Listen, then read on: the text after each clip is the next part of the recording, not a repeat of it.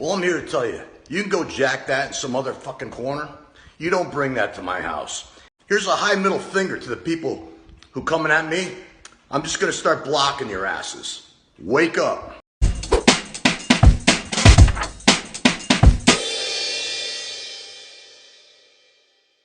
My name's Ed Piscor. I'm Jim Rugg. Jimmy, what weekend is it? August 29th, 2019, one day after the King's birthday. Jack the King Kirby, man, we salute you, sir. To break kayfabe, we usually shoot this stuff on a Thursday. And New Comic Book Day, Wednesday. I did a signing for the Extinction book, the last X-Men Grand Design book yesterday, Phantom of the Attic. I do most of my signings in Pittsburgh here. On the way to the shop, I had the most frightening driving experience of my entire life on the parkway. Say maybe a half a mile ahead, I see a piece of debris and I see it bouncing around on top of cars. And then I start to see cars swerve around it.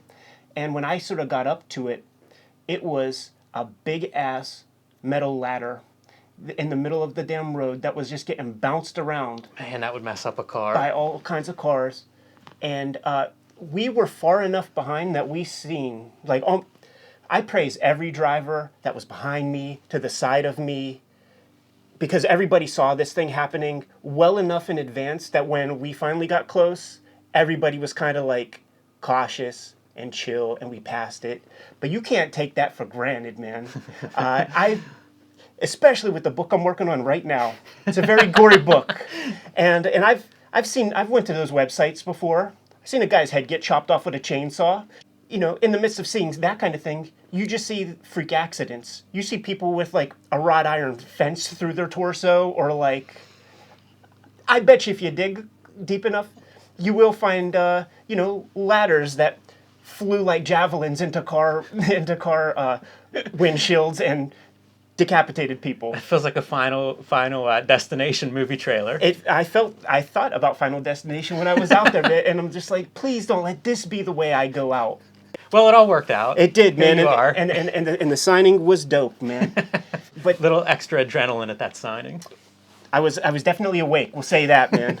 So one of the books that I saw on the racks at the shop when I did my signing was Marvel 1000. It made me think, whereas Marvel, say, 30 to 999. Right. But what it really made me think about was Marvel Comics 1. It made me think about the fact that issue came out 1,000 months ago. And I have a reprint of Marvel Comics 1. It really highlights the virtuosity of Bill Everett's artwork at that time period, when everybody who was doing comic books really did not want to be doing comic books. They wanted to be the next like Milt Caniff or Hal Foster, or if they were going to work in a form that had dialogue bubbles, you know what I mean? Like the comic book was a piece of crap. Which is weird. It's weird because I know exactly what you're talking about. It was the lowest rung of commercial art you could get to. I can remember reading interviews with cartoonists who would lie about their profession. Yeah. Because it was so shameful, and yet you just do a barely little sidestep into newspaper comics and celebrity. Yeah. Celebrity, like that's top of the mountain. How is there that much discrepancy? I think it has to do with units sold, and pre-Superman, it wasn't big numbers. Like the Golden Age doesn't start with Famous Funnies #1. It's Action Comics #1, and that's about 5 years after was the first Famous Funnies? Was that like 34 or 35? Yeah, somewhere in that. So it's like they had to elevate to that point.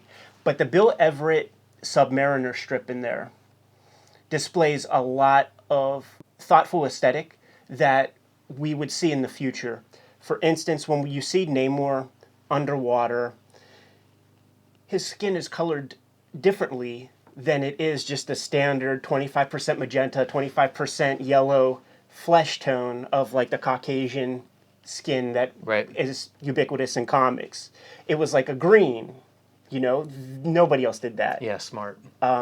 He used duotone board on that material. Wow. It existed back then, and he put it to really good use.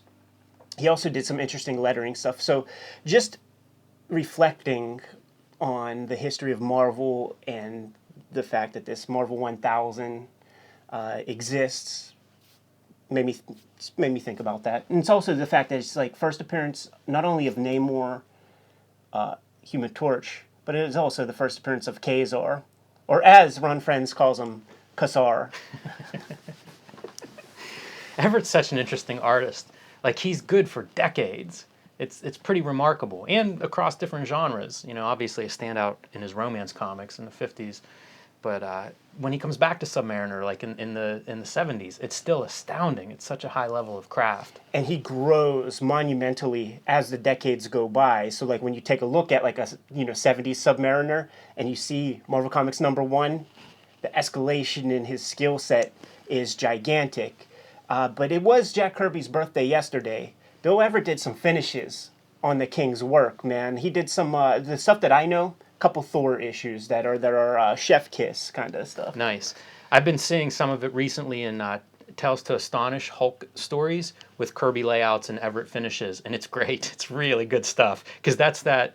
I guess that would have been 60s era, but it's getting into that like lavish line work that I think of with Bill Everett, and man, those two pair well together. And with that character, like it all kind of works perfectly. Let's talk about the King a little bit, man. It's probably hard to pinpoint how you discovered him or whatever, but what are some early memories of? It's not that hard, you know. Like every artist would talk about him. Sure. You know, so think about me starting to read like articles and interviews with artists in the 80s and into the 90s, and it's like everybody from Miller to McFarlane, like all those guys cited Kirby as head and shoulders above the rest and where to start, and the guy who built this language in a lot of ways, especially the superhero genre language. So he was always there. It was always the name that was like elevated. There was no debate on that part. He was head and shoulders above everybody else. And virtually every artist that I would come across, especially a superhero artist, that's how they spoke. So like he was on my radar early on. Finding the work was another matter. That was harder to track down. That wasn't something I was seeing at flea markets, for instance, where I was buying early comics. Right. So that was tougher. And whenever I finally started to get access to it, it was always like the 70s stuff, which was really poorly, it was not appreciated, I would say, in that late 80s, early 90s period. And like you could find that stuff, the DC 70s comics and certainly into like the 80s and whenever we returned to Marvel in the late 70s, you could find those books for a quarter or 50 cents if you could find them. I would find them at like Pittsburgh Comic Con, and they'd be in a box like under the table, whatever in their for $1 boxes, and I would just pull that stuff out, whatever I could find, because I knew like Kirby. I just couldn't afford things like the '60s Marvel Universe stuff, Fantastic Four especially. That was what everybody championed at the time, and I could not afford that. But I bought up all that 70s stuff, and I would look at it, and it was so weird compared to everything else. Especially if you think of like, again, McFarlane and Jim Lee in that early 90s time period, it was like, man, I don't understand this Jack Kirby guy compared to these things. But what the book that was like it all clicked was OMAC. And I don't know what it was about that book, but like I had been stockpiling books whenever I would find them, and I would look through them and read them and try to kind of like understand why is this so great and powerful. And everything just clicked for OMAC. And at that point, it was like the gateway opened, and then going back through all this stuff and just, it made sense. It was almost like that was my Rosetta Stone to unlock this stuff. But at that point, it was just, I was all in then. And nicely, in the last decade or two, like all of his stuff has become pretty available, through reprints and through some really nice reprints. It's been, Jack Kirby, right? Like, he still remains head and shoulders above whenever people talk about superhero comics. Yeah, I agree. It's like Tony Hawk. You know what I'm saying, man? Like he gets to be at the top of the game, man, for far longer than most everybody. What about you? Any distinct early memories? A lot of the same stuff. Discovered his work from flea markets and whatnot far before I discovered comic shops even existed. Thankfully, in the 70s, whenever DC quit distributing Marvel books and Marvel could open the floodgates, we started to get reprints of, there would be titles like Marvel's Greatest Tales, and that would reprint Fantastic Four, and Marvel Superheroes would reprint Avengers and yada yada.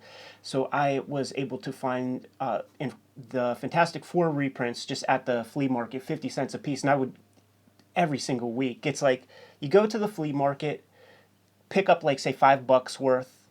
Mom wants to know that you read those by the time you go to the flea market next week, so that you're not stockpiling shit. So she would read them, I would read them, and then we would just kind of like talk about them. That's amazing. It's not like she was testing me. She just wanted to know that the boy is reading this crap. Those are so fun. The tandem of Lee and Kirby really is a magical thing to me, and I see the value in it like as a boy, because I experienced those comics as a boy. 70s Kirby, once again, it would have been the Eternals that I discovered first and the most of. And I just thought that first issue of Eternals was like a perfect first issue. It's a great issue. Yeah. It's such a great setup. The kind of format that he used, splash page, 2-page spread, I love the rhythm of that. I've never once employed that in my own practice.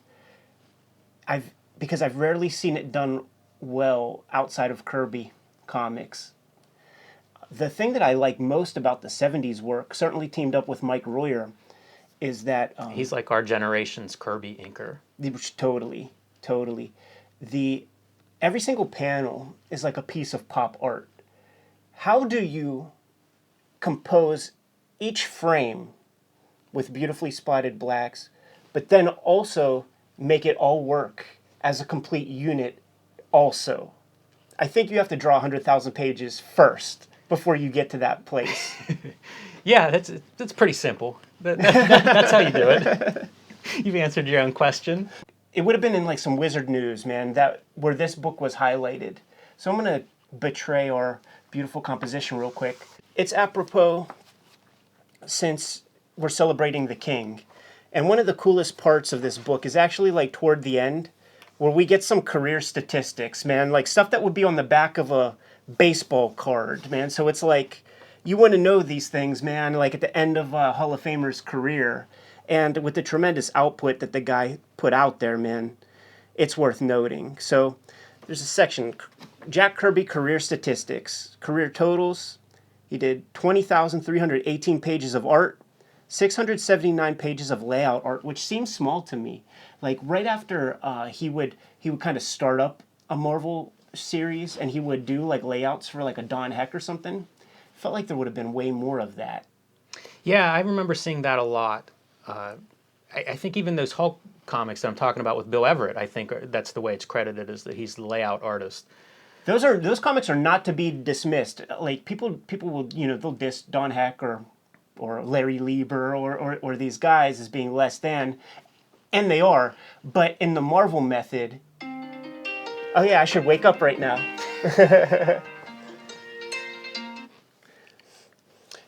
In the Marvel method, it's up to the artist to pace the story, and that's the layout. Or like in his case, it's the layout. So you're reading a Kirby story, a Kirby-paced story, just with a weaker finish on top of it, man. So you shouldn't dismiss those things, man. And that finish varies too. It doesn't have to be weaker. Yeah, I mean, it kind of depends on the artist and maybe the time they had for the story. But he is the plotter in those stories for the most part. Like he's really. It's interesting to see what they're using him for whenever they're doing layouts. It's sort of like you're kind of writing it. Can we get into, let's see, career averages? 376 pages a year, 31 pages a month, 1 page a day, 26 covers a year, 2.2 covers a month. Here's a good stat, Jimmy. Most pages published in a single year. 1,158 pages. That's like 4 pages a day that year. 1962. Heck of a year, That's man. incredible. That was like Marvel was... I wonder about firing. the years, like whenever they're doing lots of reprints. I wonder if those stats include those years, right? Like once he goes to DC, then Marvel's reprinting him basically so that he can compete with himself. I wonder if those years are like some extraordinary number. If they're double dipping whenever they're counting what years. One piece of info that often comes up with him that I find continues to inspire me is his age whenever he starts the Fantastic Four. I think at that point he's 46 or 47, somewhere in that neighborhood, which is incredible. Like, it means I still have hope. I still have a couple years to get ready to do, groundbreaking, industry-changing work. I always find that to be pretty remarkable. I like that as well, and the fact that he started young. So, for the sake of argument, he had a full career, a career that anybody else could have probably retired on, and then he makes the pinnacle works. I received a Blu-ray DVD of this Will Eisner documentary from John B. Cook, the guy who did comic book artist magazine, and the supplemental material, like on a Blu-ray, could fit a lot of data on a Blu-ray. And he included, as a special feature, I think everybody should own this this DVD of this Will Eisner documentary for the supplemental material, if nothing else. There was a book called Shop Talk that compiled, and it was a feature that would have been in Will Eisner Quarterly or the Spirit magazine, published by Kitchen Sink in the 80s. And Will Eisner would conduct very extensive interviews with people he gave a shit about, basically. There's a Frank Miller one, and there's a C.C. Beck one, there's a Lou Fine one, there's a Kirby one. All of these interviews were captured on tape, and you could listen to these people talking with Eisner. That's nice. The real audio is amazing. It's incredible.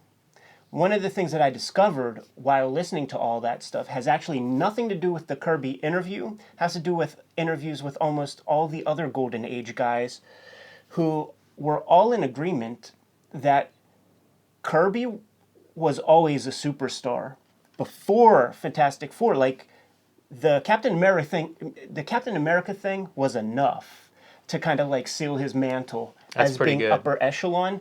And I don't know that everybody respects that part of it because the Marvel thing is so huge, but he was highly respected going way back. Well, credited with inventing the romance comics genre, right? With Young Romance #1 with Joe Simon. The romance comics genre was the #1 genre in comics for a decade, routinely selling over 500,000 copies an issue, for lots of romance titles. And it's subscript note on his resume. But it's like that would have been the claim to fame. Whoever did that would have been celebrated. It just so happens that guy went on to do Marvel Universe and Fourth World, and it's you have to rank these accomplishments, I guess. But that's a massive, massive piece of comics history, and probably because that genre isn't as popular today, we don't celebrate it as much. But like, he's credited with that.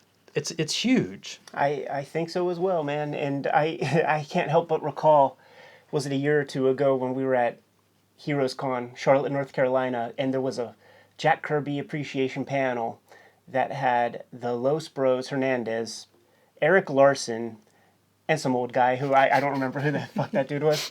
But time comes for Q&A, and that was a question I asked.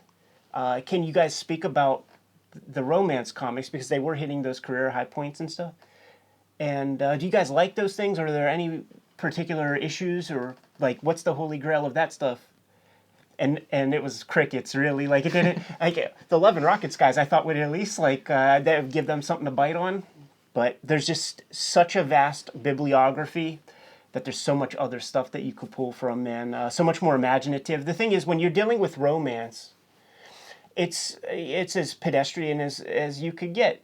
And Kirby does bombastic so well that if you had your druthers, well, if I had my druthers, man, I'm going with the bombast. I'm going with this bicentennial battles, man. That's an interesting way to put it, Ed, and it's another aspect that's fun to celebrate with Jack Kirby is some of the off the beaten path kind of stuff, some of the genres that are outside of that superhero norm. This is my favorite, man. That's the biggest Kirby hand in all of comics.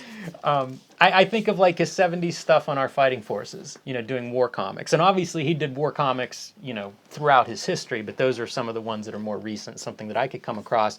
But also, like, you have the 2001 Treasury Edition, one of the great Treasury editions, one of the great movie adaptations, just one of the great comics. And he colors that, some of it, which is noteworthy, not something he does very often. It's great, but then it spins off into the 2001 series from Marvel, which will probably never be reprinted for rights purposes and things. But it's this very strange sci-fi comics, coming out in the late 70s, early 80s time period. very fun forays into sort of like outside of that superhero genre that he's still experimenting and doing interesting stories with. Happy birthday, Jack Kirby. I think it's 101 or 102. Crazy to believe, man, because he's about the same age as my grandpap, you know? So it's like thinking that my dear departed grandpap is 102 years old, would have been 102 years old. Just kind of mind-blowing.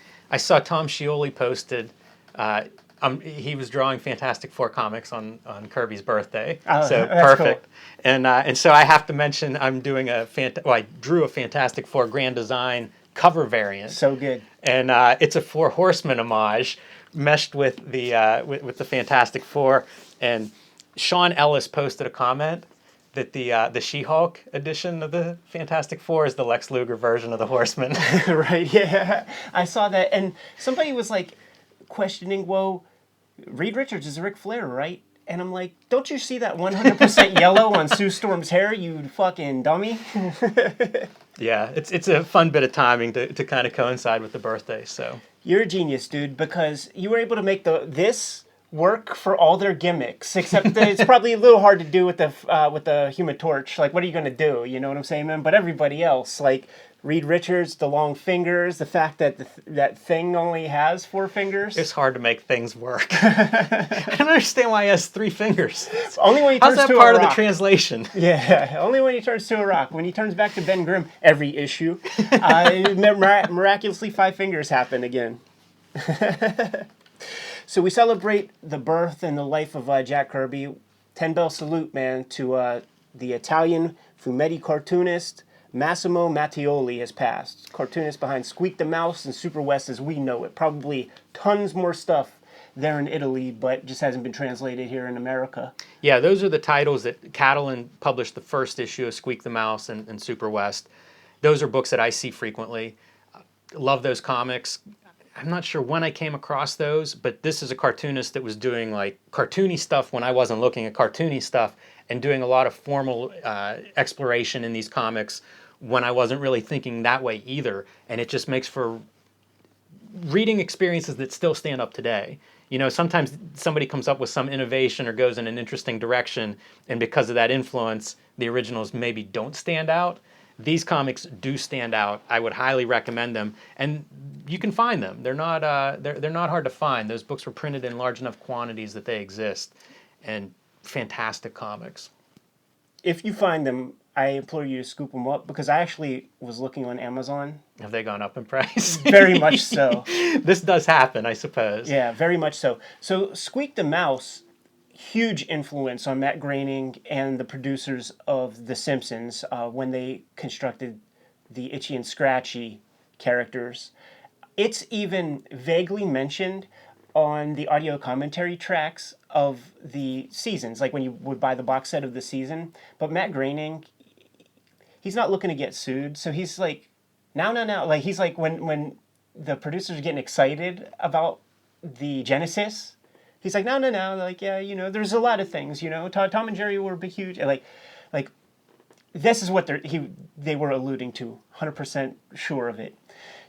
In Squeak the Mouse, he abided by the 12-panel grid for the most part, and I have to imagine that people like, say, Al Columbia made note of the way he was able to capture this like feeling of animation with a very static comic page, because keeping that same rhythm, panel after panel after panel. And as a really good cartoonist, I wonder if it was through intuition or through very specific thinking. It felt like the time difference between every panel is like the same unit of time in between the gutters. So it had this very, very standard rhythm that when you read it enough, it becomes intuitive. Like, it becomes this, like, you don't realize that you're proactively turning pages. It's a trance state that you can be put in. Wordless comics too, those comics. Yeah. And I think that contributes to that kind of rhythm. You know, when you think of the rhythm, it's basically how much time does it take to read this panel? And so, like, he's putting the same amount of information in those panels. There aren't word balloons to chop that up or to change that tempo. So it really does become that kind of, as you say, rhythm. Very quickly you fall into it. And that's one of those magics of comics that speak to me. it's just a wonderful comic. I can't recommend that one enough. Yeah, we showed it off at the beginning parts of our Comics Journal episode that we did, issue 152, and we put those 3 comics under the microscope and get into them a little bit further. But the other thing worth noting with those comics and the way that so many of those existed here in the States, places like Tower Records carried those things. So it's like they weren't just relegated to the direct market comic book shops. They were in the wider culture. It's kind of mind-blowing because they're pretty pornographic at times. Definitely pornographic. There's pornographic photo images in Super West. Oh yeah, is Maybe it Super in West? Squeak I the think Mouse, it's too. Squeak. I think it's in both. That's awesome, man. That's interesting, the Tower Records connection. I had no idea that those were available in that way. Was that all of Catalan? Must have. I noticed the cartoony cat and mouse chopping each other up with chainsaws and such. I guess that makes sense. I guess that's the easiest sell. I was a young boy, man. I haven't seen a Tower Records with these 4 eyes in about 20 years. Maybe more. We posted a Bill Boychelle shoot interview this week. That was like sort of the big secondary episode that we posted. We post like our Wizard eps on Sundays and post another one, big one like within the week. Bill Boychelle, longtime Pittsburgh comics retailer, currently operates Copacetic Comics in Polish Hill. Before that, BEM for almost 10 years.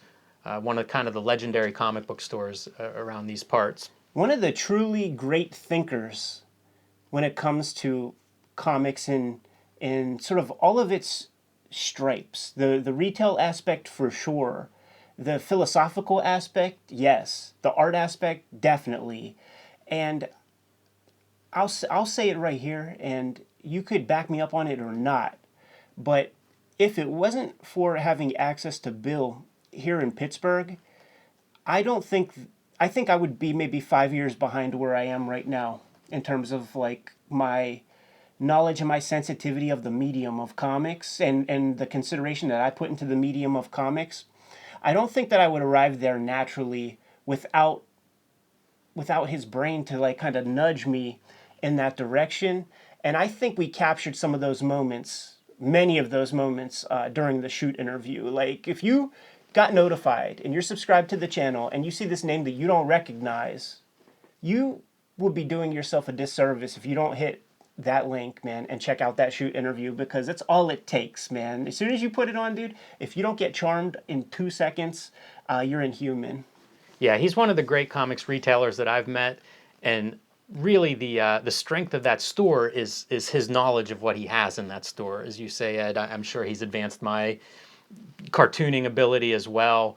I have very fond memories of him putting the Smithsonian newspaper collection book in my hands, one of the first visits to his shop, and then just like reading that thing for the next several years. That was like my go-to book.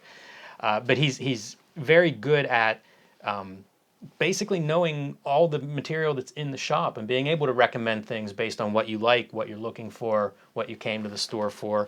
And when we talk about the greatness of comic book shops and retailers, he exemplifies those things. That ability to connect you to stuff that you don't know about, but because you like this thing or like that thing, give this one a shot. And he's always been great at that as long as I've known him, and definitely has expanded my reading horizons. You mentioned the art form. He was one of the guys that kind of helped me in that regard too, just thinking of comics as this art form that could encompass everything. And he gets into some of that in the interview. So yeah, I was really happy with that interview. And as Ed says, give that one a shot. We do have that in our podcast feed as well. So if you're commuting to work or something, that's a great interview to listen to there. Retailers have been on my mind for the past couple of weeks. We're 2 weeks home from being up there in Halifax, Nova Scotia, by way of Strange Adventures bookstore. Cal Johnston represent the proprietor of that shop, and it got me thinking about just comics retail in general in relation to what we have going here with the Cartoonist Kayfabe channel. And in my career, generally speaking, I consider myself to be an offensive player rather than playing defense. And comic shops are important to me. We're on the record for talking about the importance of these places. I was just at the comic shop yesterday doing a signing, and I felt the energy there too. I think we could use a little bit of our platform that we're developing here and give some shine to cool shops around the country. Like, it's not like we live on the road. I was blown away by the beauty of Strange Adventures. I enjoyed even like their like secondary store, you know, like with the back issues and things. So cool. So well laid out. That stuff is, I love all of it. And having this conversation actually makes me think we should have shot like a tour of Bill's store whenever we were there, but I digress. So years ago, 2015, I was a judge at the Eisner Awards, got to sit around with a panel of other comics professionals, people who worked in the design component of comics, a couple other cartoonists, I forget who some of the people were. Oh yeah, I saw a couple people from Diamond were a part of this panel, and we were tasked with voting on and coming to a consensus of which store should get the Best Retailer of the Year award. And it's a big package of items that these shops have to send to the Eisner Awards to even be considered. It's like, you know, there's paperwork involved, but there's also a video component. I think they have to send like a 2 or 3 minute video, maybe 5-minute video to the Eisners. And I assume that these stores also have some kind of YouTube component that they just like, will let that video live. So what happens, man? In some cases, these shops paid a guy, you know, they want to put the best foot forward. They pay a guy to create a film package to give their shop, you know, the best shine. So they don't win an Eisner. What the heck happens? These videos just languish. So I want to put it out there to the retailers who check out the channel. I want to put it out to the Kayfabers out there who really believe in their shop and think that their shop is an exceptional store. Get us express permission that we can show off these videos from these shops across the country or the world, frankly. We need to give them a little shine. Yeah, we totally are, man. It'll be a new feature that we're going to have on the Kayfabe Weekly. We'll test it out. Well, hopefully we get something for next week. But it doesn't have to be limited to the video. If you can snap a couple like beautiful shots, maybe shots from your Yelp or something like that, so like get in touch with us, send us these shots, and I will stitch them in to the video. We'll highlight at least one store every week as we put these weeklies together, man. People should know about the cool shops that are out there. I love this idea, Ed. I love it. And this is something that we've talked about, trying to highlight shops. Anytime I travel, I'm looking at comic book shops, and I love it. And I don't keep a good record of that. So this is a great idea. Yeah. And it's also going to stretch the muscles of the shop a little bit, because this channel is not diamond distributed. You have to do a little work. You have to do a little internet work. And I think the health of comics retail is going to require a little bit more knowledge of the internet. Not necessarily for the sales component, but for the people who are kickstarting books and don't necessarily rely on diamond distribution to get the books to shops. A guy like Cal Johnston, he found me online on MySpace. It was that long ago, on MySpace, and was a shop that invested in my little self-published things. He proactively did that. And then he did it again and again because the books sold. Right. These books are out there, and for somebody who's like on Webtoons that really doesn't mess with the direct market, maybe they're not even thinking about Diamond. How about that one time we were down at Heroes Con, and we see these kids that we've never seen before with lines out the door, and we're like, who the heck are these people? Kate Beaton. Yeah. Meredith Gran. Yeah, we've heard of them now. Yeah, and they just didn't have the produced book. Like, at that point in time, they had a digital comic, a web comic that had probably hundreds of thousands of readers, and the way that they were even able to kind of sustain the enterprise was selling whiskey tumblers and mouse pads with their stuff on it. Kate Beaton had a self-published Hark a Vagrant, and it wasn't great look. It was like a print-on-demand thing that was good enough at that step, but the hardcover book was on the horizon, and that, helped things out, but she didn't need that much help. Those kids had lines out the freaking door. Yes. So the retailers are going to have to, like stretch their muscles a little bit and move onto the internet and see who's out there.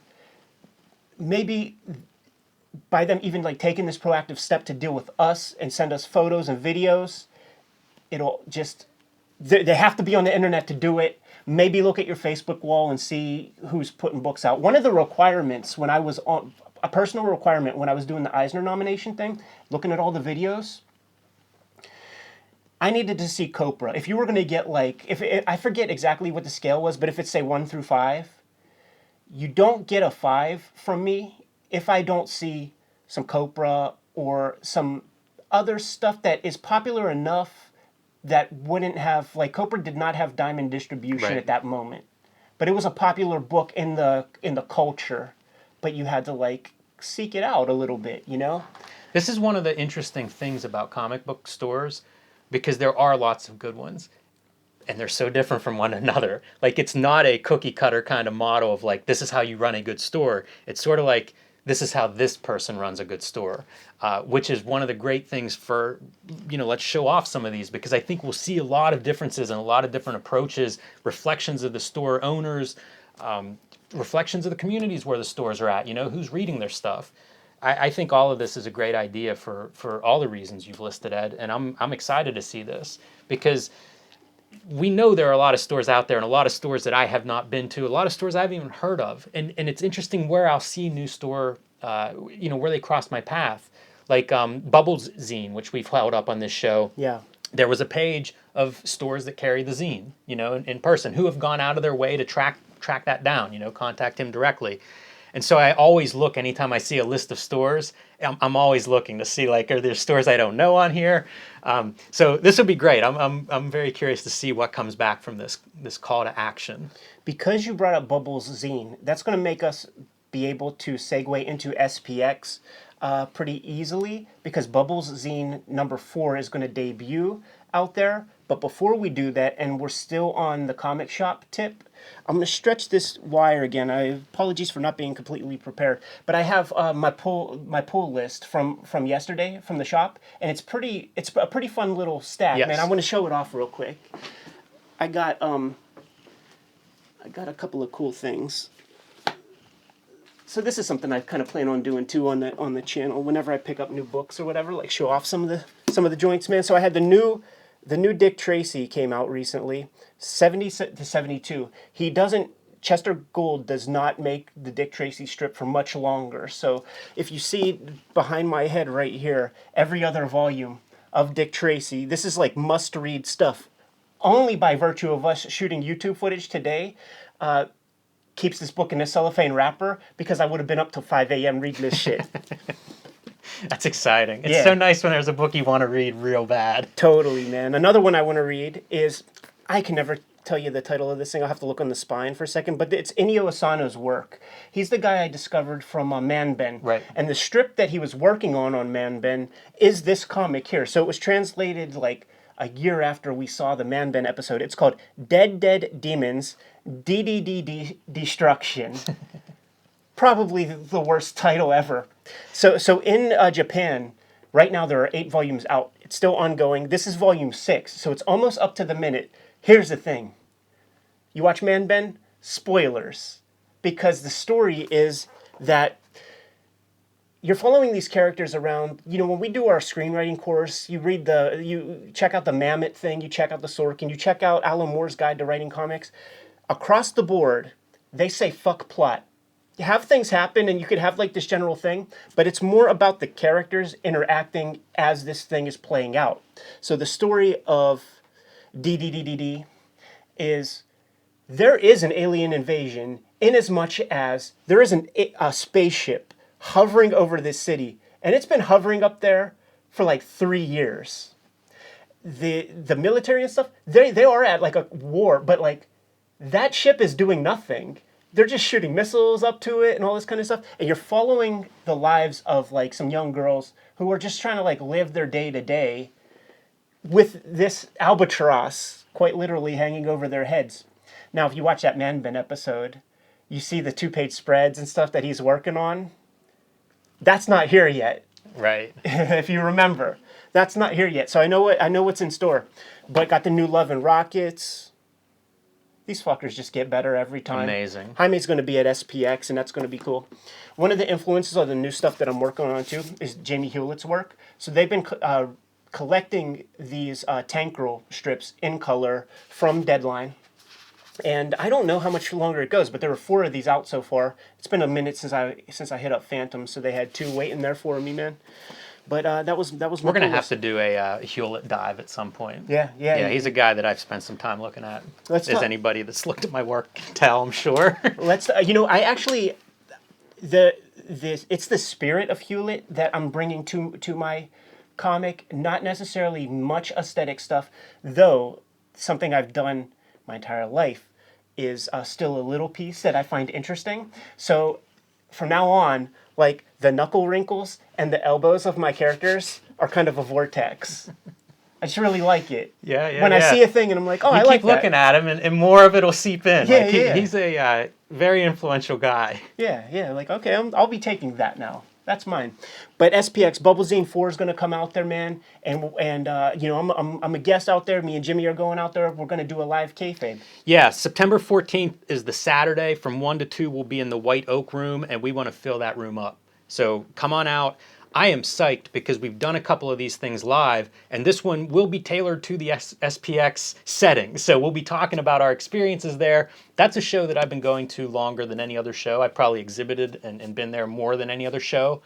And it's a show that's had a profound influence on me in terms of what I have found there over the years, feedback I've gotten from being a part of that community. And it's just, I think it's one of the great comic book shows I've ever been to. So I'm super excited to do a Kayfabe live there. If the kayfabers out there came to our channel by way of Wizard Magazine, I can only assume that the comic book shows that you know and have gone to are the ones that have major cosplayers held in a giant kind of convention center with many retailers, professionals who do, $100 commissions. Marvel DC guys predominantly and shit like that. If you are in like the DC region, Baltimore region, you need to do yourself a favor, especially if you like this channel, you need to do yourself a favor and check out Small Press Expo, Bethesda, Maryland. What are the dates? September 14th and 15th. It is, as Ed says, it's a comic book show, like totally a comic book show. These conventions vary on that spectrum between media, celebration, and comics themselves. And this is a comics show. Every single person behind the table is making comics because they freaking love comics. There's very little profit motive in a lot of the work that you see there. We did a Dan Zetwalk episode in one of our earliest show and tells. That's where I got these hand silk-screened comics with these silk-screen covers. Each volume, like each issue, must have taken him maybe 15 minutes to construct and print and staple and collate Right. and all of that. That's every table practically. It's if you feel good energy from the channel, you go to SPX and it is like a jolt in your veins, man, for the love of Good comics. description, man. It's great, right? Like This is like mainline comics. yeah, and everybody's there. It's energizing, man. And there's always amazing stuff that I discover for the first time there.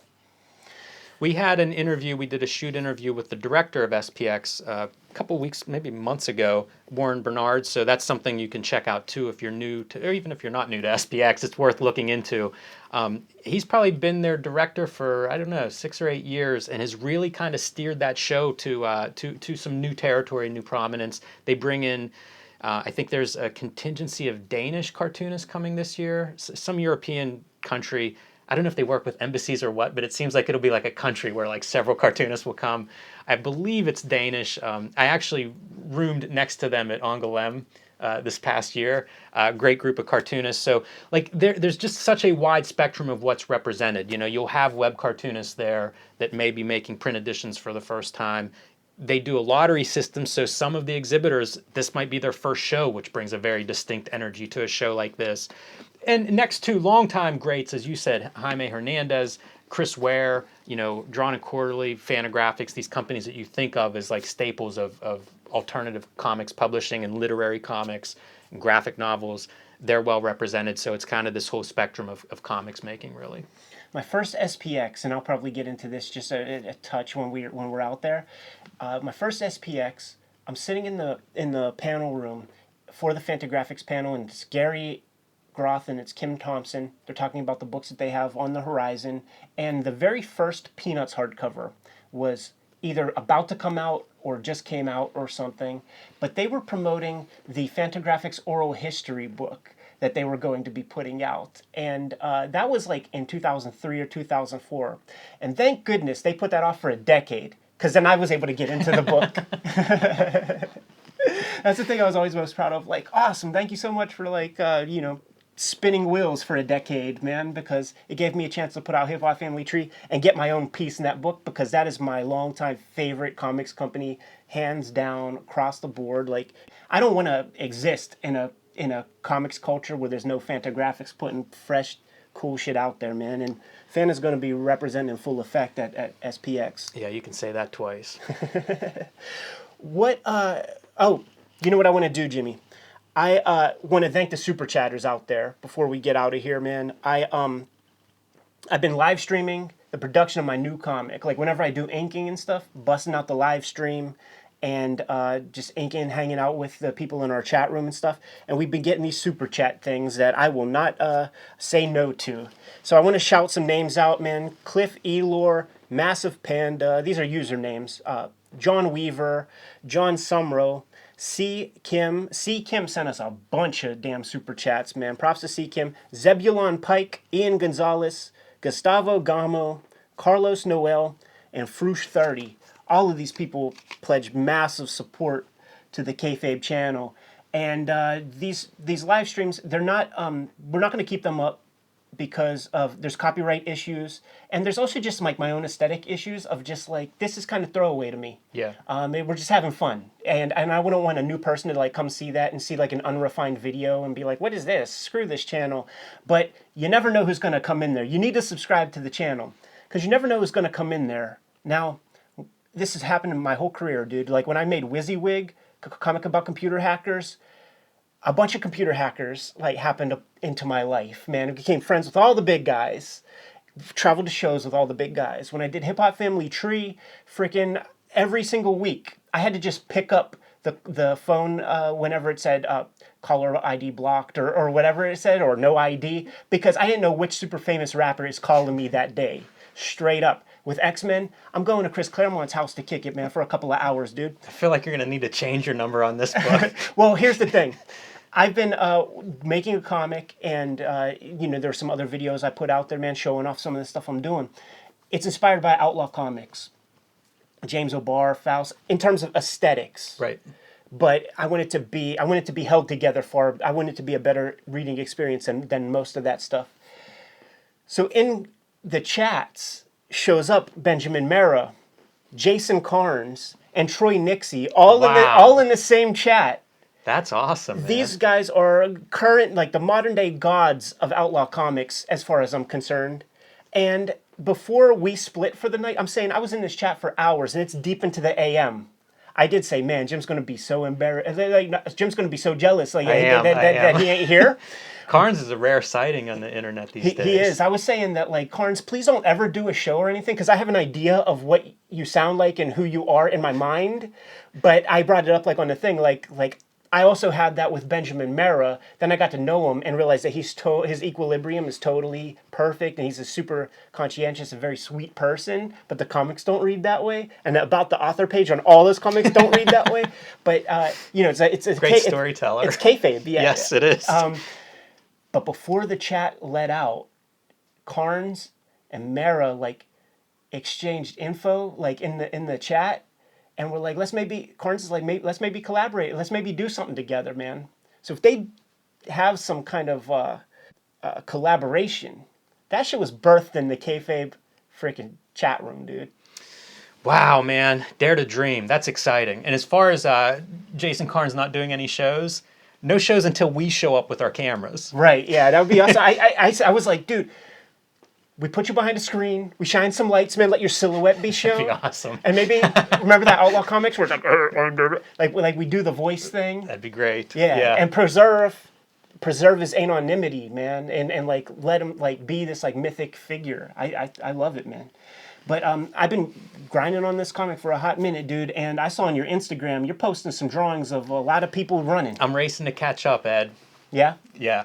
I plan to do live streams as well, you know, with the drawing. I'm just, like I said, a couple of weeks behind you schedule-wise, so it's coming.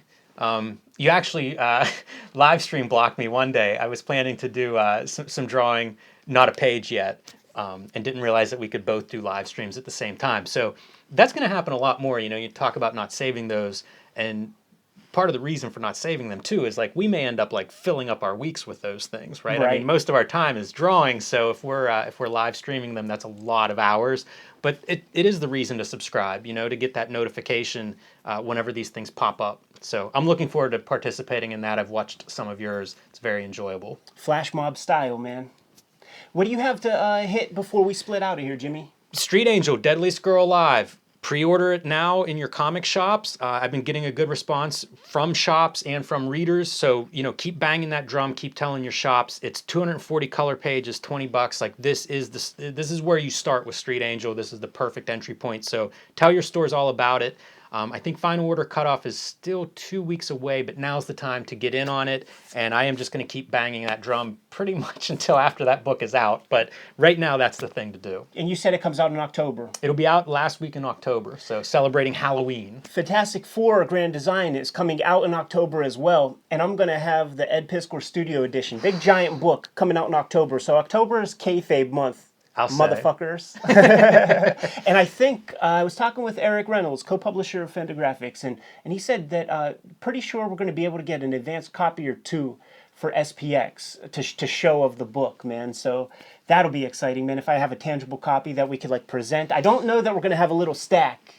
That would be cool, but it took us a little extra time to race those files off to the printer, man, just because it's a big book, it's expensive, it's very boutique, and we wanted that design to be sharp as a tack. Yeah, that book is going to be stunning. I can't wait to see it. Should we get out of here, Jimmy? Yeah, let's wrap it up.